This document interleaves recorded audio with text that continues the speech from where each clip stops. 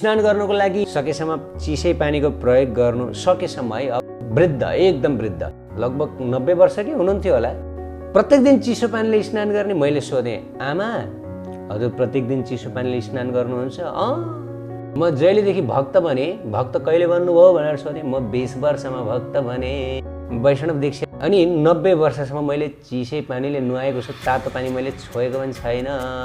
अनि मैले सोधेँ, कुनै रोग व्याध लागेको छैन आमा? हजुरलाई कहिले रुगा लाग्ने, अनि त्यसपछि छातीका समस्याहरू यताउता केही छैन भनेर सोधेँ। अनि उहाँले भन्नुभयो, बाबु मलाई केही पनि छैन, कहिले मलाई छिउ पनि गर्नु परेन, म सधैँभरि चिसो पानी नुहाउँछु। अब एउटा उपाय म बताउन जाँदैछु, चिसो पानी स्नान गर्दाखेरि पनि तातो भएको अनुभव। अब कसरी गर्न सकिन्छ भन्दाखेरि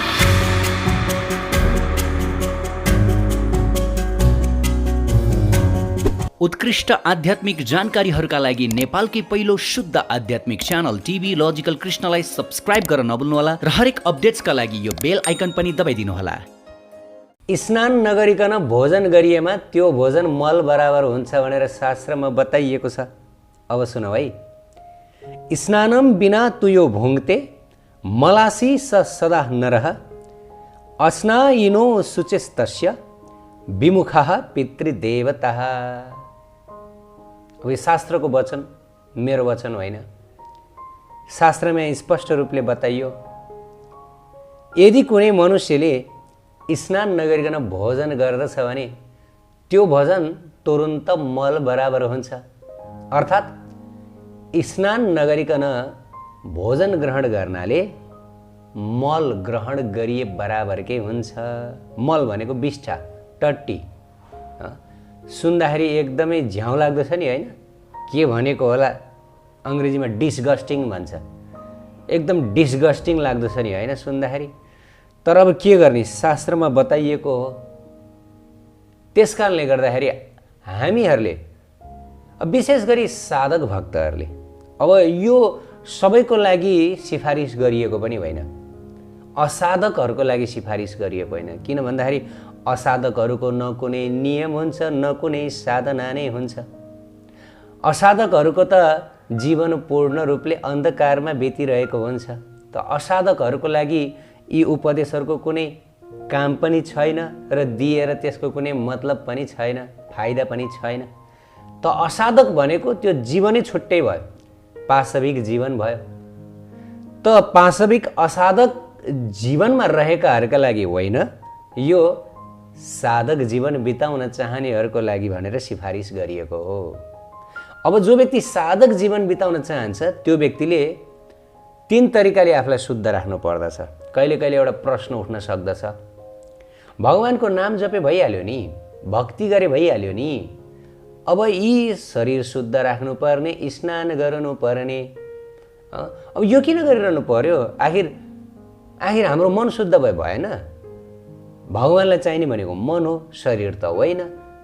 शरीर आफैमा विकारको डङ्गुर हो।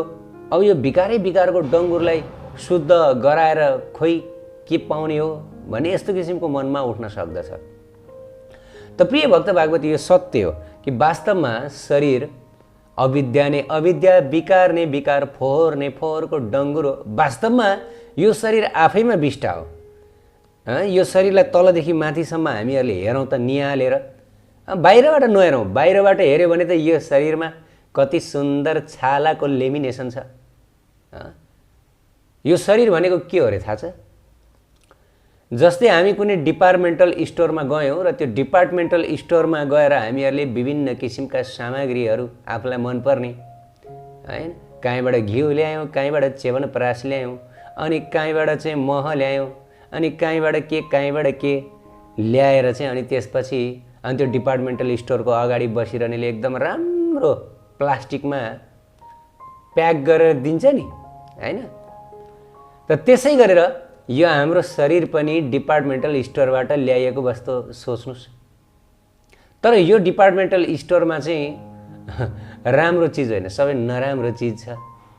जस्तै यो डिपार्टमेन्टल स्टोरमा मल मूत्र पिसाब खकार यिनै कुराहरू बटुलेर ल्याएर डिपार्टमेन्टल स्टोरमा रहेको त्यो पसलेलाई हामीहरूले दियौँ।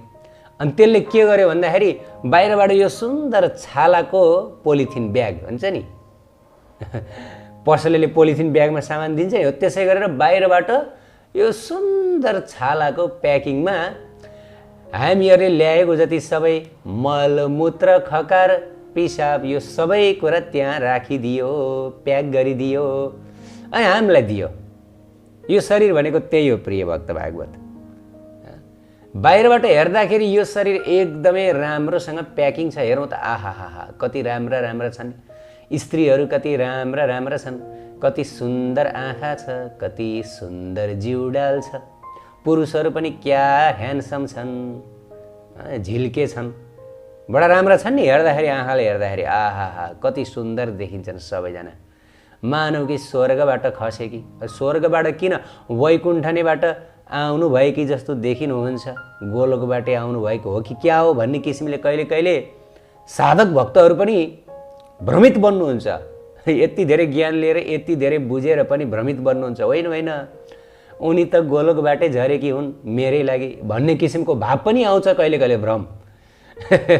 किन यस्तो आउँछ? किन भन्दाखेरि प्रिय भक्त भागवत यसको प्याकिङ अति राम्रो छ। यो शरीरको प्याकिङ हामी सबैले आफ्नो यो शरीरको प्याकिङ हेरौँ त आहाहा बाहिरबाट कति राम्रो, गाला कति राम्रा सेता गोरा, अनि त्यसपछि आएर यी नङहरू हेरौँ त नङमा पालिस लगाएको। आजकल त विभिन्न डिजाइनको पालिसहरू छ। एउटै नङमा 4-5 थरीको रङ लगाएर चाहिँ अरे बडा सुन्दर देखाउने डिजाइनहरू छ। अनि त्यसपछि आएर अनेक किसिमका मेकअपका सामग्रीहरू छन्, कस्मेटिक्सहरू छन्। हेर्दा लाग्छ कि ओहो यो सारा ब्रह्माण्डकी सुन्दर सुन्दरीहरू हुन् कि क्या हो भन्ने जस्तो लाग्दछ। तर प्रिय भक्त भागवत यसमा नरुमोलिनुस्, यसबाट भ्रमित नहुनुहोस्। यो केही पनि होइन, यो केही पनि होइन, यी सबै प्याकेटिङ मात्रै हो। बाहिरबाट राम्रो छालाको प्याकेटिङ मात्र भएको छ, तर भित्रबाट यदि हेर्ने हो भनेदेखि अरे केही पनि छैन। भित्रबाट हेर्ने हो भनेदेखि यो आन्द्रा भुँडी यो पेटमा सबै मल नै मल दिसै दिशाले भरिएको छ। राम्रो छ। बाहिरबाट यही पेट हेर्दाखेरि कस्तो सुन्दर देखिन्छ नि नाइटो आहाहा हेर्दा लाग्छ कि जगतकै सुन्दरी हो कि क्या हो भन्ने लाग्छ नि होइन। तर त्यो बाहिरबाट सुन्दर देखेर के गर्नु, भित्रबाट यसो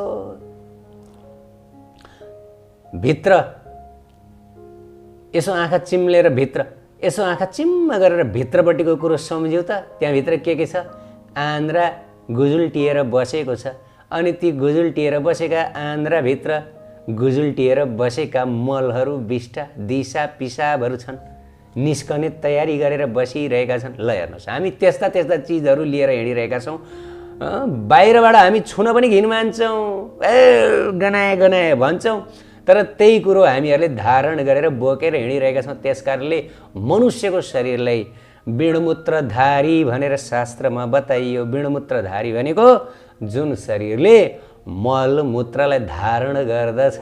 यो शरीरमा मलमूत्र बाहेक केही पनि छैन, केही पनि छैन। भ्रमित नहुनुहोस्, मायाको शिकार नबन्नुहोस्। बाहिर आँखाले हेर्दा मात्रै राम्रो हो, भित्रबाट सबै कुरा दुर्गन्धित छ, गनाउने छ। यी अङ्ग प्रत्यङ्गहरू कस्ता गिजो लिएर बसेका छन्। यी प्रत्येक अङ्ग प्रत्यङ्गहरू बनेको केले छ? कफ पित्तले बनेको छ होइन, मासुले छालाले बनेको छ। र यी सबै वास्तवमा मलवत हुन्, यी सबै वास्तवमा एकदमै घृणास्पद तत्त्वहरू हुन्। त्यसैले त शास्त्रमा बताइयो कफ मूत्राद्यम अशुचि सदेह शुद्ध्यते कथम। अरे यो कफ मूत्र पिसाब यसले बनेको यो शरीरलाई तिमीले कसरी शुद्ध गर्दछौ? कसरी शुद्ध गर्दछौ? जस्तो सुकै शुद्धिकरणको उपायले पनि यो कफ मूत्रले बनेको शरीरलाई शुद्धिकरण गर्न सकिँदैन। अरे दिशालाई पखालेर अमृतमा बदल्न सकिन्छ, भोजनमा बदल्न सकिन्छ। मानौ त्यहाँ कसैले अहिले दिशा गर्यो, अब त्यसलाई पखाल पुखल गरेर भोजन बनाउन सक्छौ? सक्दैनौ नि। हो त्यसै गरेर यो शरीर अलरेडी मलबत छ, विष्ठाको डल्लो। यो शरीर पूर्ण रूपले विष्ठाको एउटा ढिस्को। अब यसलाई सफा गरेर, यसलाई रङ रोगन गरेर, यसलाई क्रिम पाउडर घसेर, यसलाई प्रत्येक क्षण क्षण नुहाएर पनि तपाईँ हामीले शुद्धिकरण गर्न सक्दैनौँ। यो जति स्नान गरे पनि यो सधैँभरि मल भइरहनेछ, यो सधैँभरि विष्ठाने भइरहनेछ।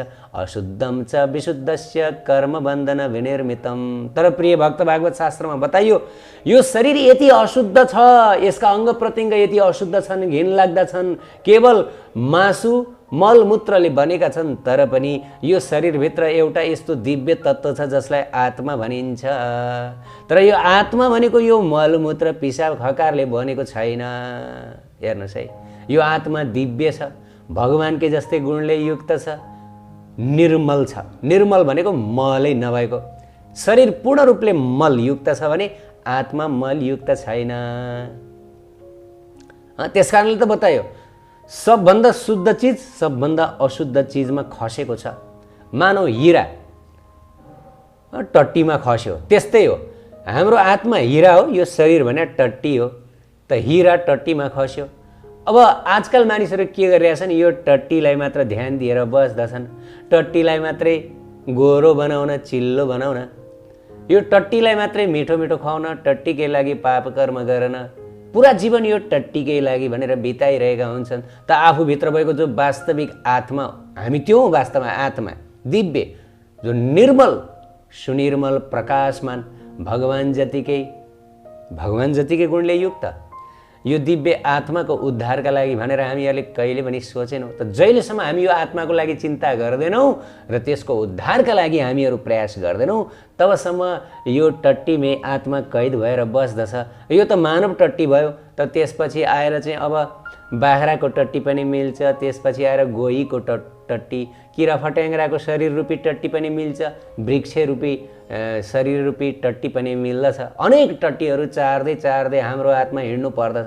त्यस कारणले गर्दा मानव चोलामा मात्रै यो टट्टीबाट मुक्त हुने अवसर प्राप्त गरिन्छ, अन्य चोलामा प्राप्त गर्न सकिँदैन।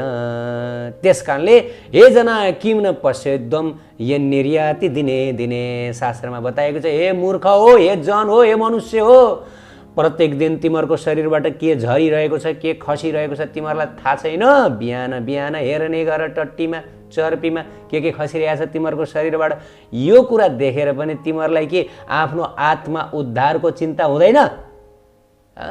यो देखेर पनि के तिमीहरू सधैँभरि आफ्नो यो टट्टीवत शरीरमै आसक्त भइरहन्छौ? यसैका लागि पाप कर्म गरेर फेरि आफ्नो आत्मालाई यो शरीर, यो टट्टी रूपी शरीरकै जालमा घुमाइरहन्छौ। भगवानको धाम पुर्याउँदैनौ?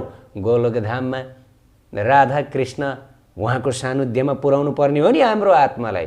हाम्रो त दिव्य शरीर छ, सुन्दर शरीर छ, एकदम सुन्दर, कहिले नमर्ने, कहिले बुढो नहुने, कहिले टट्टी पनि जानु नपर्ने, कहिले मलमूत्र त्याग गर्नु नपर्ने, यस्तो किसिमको दिव्य शरीर छ राधा कृष्णको सान्निध्यमा। राधा रानी स्वयंले प्रदान गर्नुहुन्छ त्यो शरीर। खोइ हामीहरूले यो कुरा बुझ्या र त्यो मार्ग हामीहरूलाई थाहा छैन, त्यो बाटो हामीहरूलाई थाहा छैन, प्रेम भक्तिको बाटो हो। त्यस कारणले गर्दा प्रिय भक्त भागवत शास्त्रमा बताइयो यो शरीरलाई पनि शुद्ध राख्नु पर्दछ। भलै यो शरीरलाई शुद्ध राख्न सकिन्न, किन भन्दाखेरि जबसम्म यो शरीर पनि शुद्ध हुँदैन तबसम्म चित्त शुद्ध हुन सक्दैन। आजकल मानिसहरू भन्ने गर्छन् शरीरलाई शुद्ध राखेर के गर्नु, मनभित्र फोहोर छ, दुर्गन्ध छ। यो सत्य हो, शरीरलाई शुद्ध राखेर मात्र भएन, शरीर शुद्ध राखेर त्यसले चित्तलाई शुद्ध राख्न मद्दत गर्दछ। त्यस कारणले भक्तहरू प्रत्येक दिन स्नान गर्नु पर्दछ। बिहान उठ्ने बित्तिकै स्नान गर्नु पर्दछ। किनभने बिहान उठ्ने बित्तिकै स्नान गर्नाले के हुन्छ भन्दाखेरि हाम्रो शरीर अत्यन्त शुद्ध बन्दछ। भगवानको सेवाको लागि भनेर अब हाम्रो शरीर लायक बन्दछ। स्नान नगरिकन भगवानको सेवा पनि सकेसम्म गर्ने चलन छैन। स्नान नगरिकन भोजन गर्नाले त झन् त्यो भोजन मलै बराबर हुन्छ भनिएको छ। स्नान नगरिकन जे जस्तो कार्य गरिन्छ ती सबै कार्य अशुद्ध हुन्छ भनिएको छ। त्यस कारणले गर्दा बिहान उठ्ने बित्तिकै स्नान गर्नु, स्नान गर्नुको लागि सकेसम्म चिसै पानीको प्रयोग गर्नु, सकेसम्म है। अब जसको शरीर अशक्त छ, जो सक्नुहुन्न, जसलाई अप्ठ्यारो हुन्छ, चिसो पानी फाप्दैन भनेदेखि उहाँहरूले मनतातो पानीले स्नान गर्न सक्नुहुन्छ। तर भगभग उमालेर भने कहिले स्नान गर्नुहुन्न, त्यसबाट नोक्सान हुन्छ भनेर शास्त्रमा बताइएको छ। त्यस कारणले गर्दा चिसै पानीले सकेसम्म स्नान गर्नुहोस्। एकजना माताजी हुनुहुन्थ्यो, उहाँ चाहिँ पश्चिम नेपाल उहाँको घर थियो। आजभन्दा लगभग 10-12 वर्ष अगाडि प्रचार प्रसारको लागि भनेर हामी उहाँकै घरमा गएर बस्ने गर्दथ्यौँ जब हामी पश्चिममा जाने गर्थ्यौँ। पश्चिम नेपालको कोहलपुर भन्ने स्थानमा माताजीको घर थियो। हामी माताजीकै घरमा बस्ने गर्थ्यौँ प्रचार प्रसारको लागि जाँदा, र माताजीले बडा प्रेमले भक्तहरूको सेवा गर्ने गर्नुहुन्थ्यो। र माताजीको उमेर कति थियो थाहा छ? माताजीको उमेर थियो लगभग 85-90 वर्ष, त्यस्तै अत्यन्त वृद्ध हुनुहुन्थ्यो। तर अचम्मको कुरा हेर्नुहोस् है, भक्तिमा कति शक्ति छ। त्यस्तो वृद्ध उमेरमा पनि उहाँले चिसै पानीले स्नान गर्ने गर्नुहुन्थ्यो। ल हेर्नुहोस्, बिहान 3 बजे उठ्ने गर्नुहुन्थ्यो। वृद्ध, एकदम वृद्ध, लगभग 90 वर्ष कि हुनुहुन्थ्यो होला। अहिले त उहाँ धाम गइसक्नुभयो। प्रत्येक दिन चिसो पानीले स्नान गर्ने। मैले सोधेँ, आमा हजुर प्रत्येक दिन चिसो पानीले स्नान गर्नुहुन्छ? म जहिलेदेखि भक्त बने। भक्त कहिले बन्नुभयो भनेर सोधेँ। म 20 वर्षमा भक्त बने। 20 वर्षमा भक्त बने, अनि त्यसपछि आएर वैष्णव दीक्षा लिएँ। अनि 90 वर्षसम्म मैले चिसै पानीले नुहाएको छु, तातो पानी मैले छोएको पनि छैन। अनि मैले सोधेँ, कुनै रोग व्याधि लागेको छैन आमा? हजुरलाई कहिले रुगा लाग्यो? अनि त्यसपछि छातीका समस्याहरू यताउता केही छैन भनेर सोधेँ। अनि उहाँले भन्नुभयो, बाबु मलाई केही पनि छैन, कहिले मलाई छिउ पनि गर्नु परेन, म सधैँभरि चिसो पानी नुहाउँछु। अनि हामी भक्तहरू सबैलाई तातो पानी तताएर राखिदिनु भएको थियो बिहान सेवा गर्न भनेर। ल हेर्नुहोस् है, वृद्ध हुनुहुन्थ्यो, सबैलाई तातो पानी तताइदिनु भयो, आफू भने चाहिँ चिसो पानीले गएर स्नान गर्नुभयो। जब यो भक्तहरूले देख्नुभयो सबैजनाले हामी पनि नुहाउँदैनौँ तातो पानीले, अबदेखि हामी पनि चिसै पानीले नुहाउँछौँ भनेर सारा भक्तहरूले चिसो पानीले स्नान गराउनुभयो। अनि आफैले भोजन पकाउनु, आफैले भोजन बनाएर भगवान्लाई भोग लगाएर भक्तहरूलाई प्रसादी खिलाउनुहुन्थ्यो। अरे बडा दिव्य, बडा उत्प्रेरक एक माताजी हुनुहुन्थ्यो। त प्रिय भक्त भागवत, सकेसम्म चिसै पानीले स्नान गर्नु। हेर्नुहोस्, वृद्धहरूले पनि चिसै पानीले स्नान गर्ने गर्नुहुन्छ। यो हाम्रो एउटा भ्रमपूर्ण विचार हो कि चिसो पानीले स्नान गरेर मलाई रोग लाग्छ भनेर। अरे हाम्रो मनमा सधैँभरि रोग मात्र यो स्फुरित भइरहन्छ। मलाई रोग लाग्छ मात्र हामी भनेर सोचिरहन्छौँ भनेदेखि निश्चित रोग लाग्छ। त्यस कारणले गर्दा तातै पानीले नुहाउनुहोस्। तर होइन, मलाई केही पनि हुँदैन, मलाई केही हुँदैन, भगवान्ले मलाई यस्तो बलियो शरीर दिनुभएको छ, चिसो पानीले स्नान गर्छु, मलाई केही नै हुँदैन भनेर यदि चिसो पानीले स्नान गर्छौँ भनेदेखि केही पनि हुँदैन। हेर्नुहोस् है, सबै कुरा मन हो के। यो संसारमा मनभन्दा शक्तिशाली केही पनि छैन। यदि हामीले मन इच्छा शक्तिलाई बलियो बनायो भनेदेखि शरीर आफै बलियो भन्छ। यदि इच्छा शक्ति हाम्रो मनको शक्तिलाई कमजोर बनायो भनेदेखि शरीर आफै कमजोर बन्दछ। यसलाई कमजोर बनाइरहनु पर्दैन हैन। त्यस कारणले गर्दा इच्छा शक्ति बढाउँ। इच्छा शक्ति बढाएपछि सबै कुरा हुन्छ। सकेसम्म चिसै पानीले स्नान गरौँ। अब एउटा उपाय म बताउन जाँदैछु। चिसो पानीले स्नान गर्दाखेरि पनि तातो भएको अनुभव अब कसरी गर्न सकिन्छ भन्दाखेरि, जब पनि हामी स्नान गर्नको लागि भनेर जान्छौँ, के गर्नु? सास रोक्ने कोसिस गर्नु। केही समय एकछिन सास रोक्नु। घटीमा पनि अब बिहानको समयको स्नान यो होइन कि हामीहरूले भयभरको मैल माडेर स्नान गर्नुपर्छ भन्ने पनि होइन। बिहानको समयको स्नान भनेको आफ्नो शरीरमा चिसो पानी खन्याउनु हो बस। किनभने चिसो पानीले हामीहरूलाई फ्रेस राख्दछ, हामीहरूको आलस्यता हटाउँदछ, निन्द्रा हटाउँदछ, तमोगुणलाई नष्ट गर्दछ हैन। त्यसकारणले गर्दा बिहानको समय भनेको साबुन लगाएर स्याम्पू लगाएर चाहिँ स्नान गर्ने होइन। बिहानको समयमा जिउमा चिसो पानी खन्याउने हो, यसो अलिअलि माडमुड गर्ने हो, बस भयो। सो बिहानको समयको प्रातः स्नानमा के गर्नु? एकछिनलाई जति समय त्यो स्नान गर्नको लागि धेरै होइन, त्यो 35-40 सेकेन्ड जति हामीले पहिला पनि चर्चा गरेका थियौँ। 35-40 सेकेन्ड जति सास रोक्ने कोसिस गर्नु। किन भन्दाखेरि जब हामी सास रोक्दछौँ त्यसपछि त्यो जुन तातो सास छ भित्रको त्यो, किनभने हाम्रो शरीरभित्रै अग्नि छ कि, अग्नि जलवायु आकाश पृथ्वी यो सबै हाम्रो शरीरभित्रै छ। हाम्रो शरीरमै ताप छ कि, भित्रैबाट तातोपन पैदा गर्ने संयन्त्र छ। भगवान्ले यस्तो शरीर दिनुभएको छ। त के हुन्छ भन्दाखेरि जब हामी सास रोक्दछौँ, सास रोकेपछि त्यो तातो सास हाम्रो छालाहरूमा त्यो बहन थाल्दछ कि, त्यो वायु बहन थाल्दछ। र के हुन्छ भन्दाखेरि त्यो जुन बाहिरबाट आएको जुन चिसो पानी छ, चिसो पानीलाई हाम्रो त्यो जुन छालाले भित्र प्रवेश गर्न दिँदैन। हामीहरूलाई तातोपनको अनुभव हुन्छ।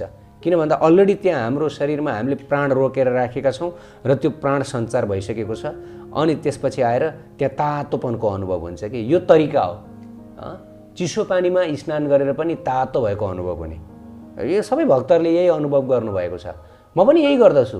मैले कहिले पनि तातो पानीले स्नान गरिनँ। I don't want to take bath. म तातो पानीले स्नान गर्नै चाहन्न।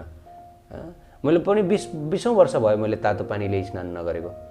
म चिसै पानीले स्नान गर्छु। कस्तो कस्तो चिसो स्थानमा गएर एकदमै यस्तो चिसो स्थान कि अब सोच्न पनि नसकिने स्थानमा गएर पनि म चिसै पानीले नुहाएको छु। तातो पानी मैले कहिले पनि प्रयोग गरिनँ। मलाई कहिले पनि त्यस्तो रोग लागेन, न छातीको रोग लाग्यो न रुगा लाग्यो। यद्यपि पहिला पहिला मलाई हप्ताको एकचोटि रुगा लाग्दथ्यो, पहिला स्नान गर्नुभन्दा अगाडि। ला जे पर्ला उही टर्ला भनेर मैले जब भक्त भनेर स्नान गर्न थालेँ त्यसपछि मलाई केही पनि भएन। झन् लागेको रोग निको भयो बा। अचम्म, यो एकदम अचम्मको कुरो हो, मेरो आफ्नै व्यक्तिगत जीवनको अनुभव। एक हप्तामा रुगा लाग्ने मान्छे अब अहिले त रुगै छैन। वर्षको एकचोटि रुगा लाग्छ। कहिले कहिले यसो वर्षको एकचोटि रुगा लाग्नु पनि ठिक हो, किनभने भित्रबाट फोहोर बाहिर निस्केको हो।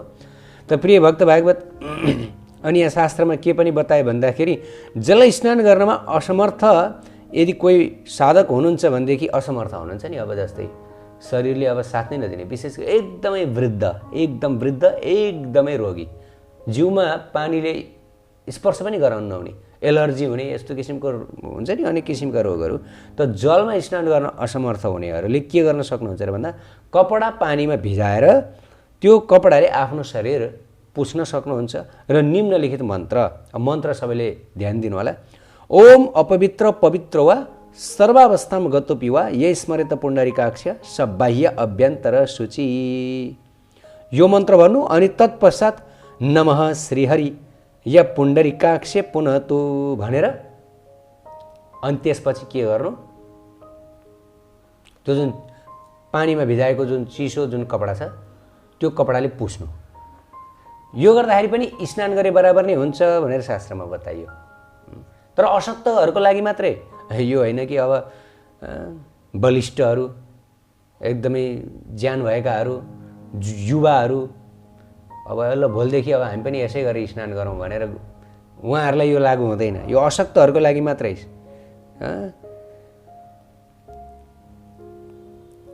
स्नानभन्दा अगाडि यो जुन शिखा छ, शिखा टुपीको शिखा खोल्नु पर्दछ। त प्रिय भक्त भागवत, स्नानको महत्त्व हामीहरूले बुझ्यौँ। स्नान गर्नु जरुरी छ। यद्यपि स्नान गरेर मात्रै परिपूर्ण त भइँदैन। स्नान गर्नु हाम्रो साधनाको एक अङ्ग हो, किनभने स्नान गरेपछि त्यसले हाम्रो चित्त शुद्धि गराउनलाई सहायता गर्दछ। तपस्या हुन्छ, किनभने स्नानमा जब चिसो पानी हामीले जिउमा खन्याउँदछ त्यसपछि हामीहरूलाई यो संसारको पीडाको अनुभव हुन्छ, अनि यो शरीरको पीडाको अनुभव हुन्छ।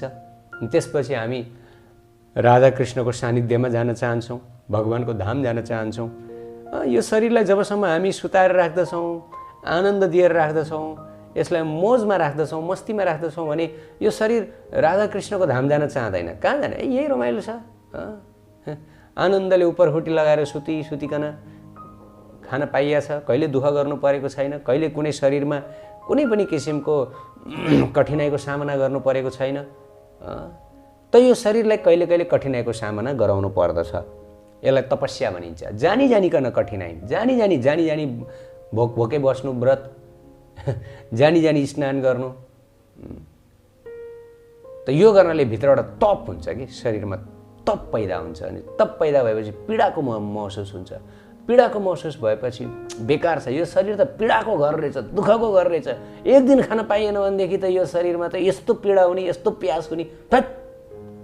अब म त्यो शरीर प्राप्त गर्न चाहन्छु जुन शरीरमा भोक नै नहोस्, प्यास नै नहोस्, जो शरीरमा मल नहोस्, जो शरीरमा दुःख कष्ट केही पनि नहोस्। धिक्कार छ यो शरीर भनेर यो शरीरप्रति घृणाभाव पैदा हुन्छ। त्यस कारणले गर्दाखेरि स्नान गर्नुपर्छ। शास्त्रमा बताइए अनुसारका तपस्याका विधिहरू अपनाउनु पर्दछ। यसले हाम्रो चित्त शुद्धि गर्दछ, हामीलाई भगवत मार्गमा अगाडि बढ्न मद्दत गर्दछ, शुद्ध राख्दछ। धेरै तरिकाले फाइदा हुन्छ। उत्कृष्ट आध्यात्मिक जानकारीहरूका लागि नेपालकै पहिलो शुद्ध आध्यात्मिक च्यानल टिभी लजिकल कृष्णलाई सब्स्क्राइब गर्न नभुल्नुहोला र हरेक अपडेट्सका लागि यो बेल आइकन पनि दबाइदिनुहोला।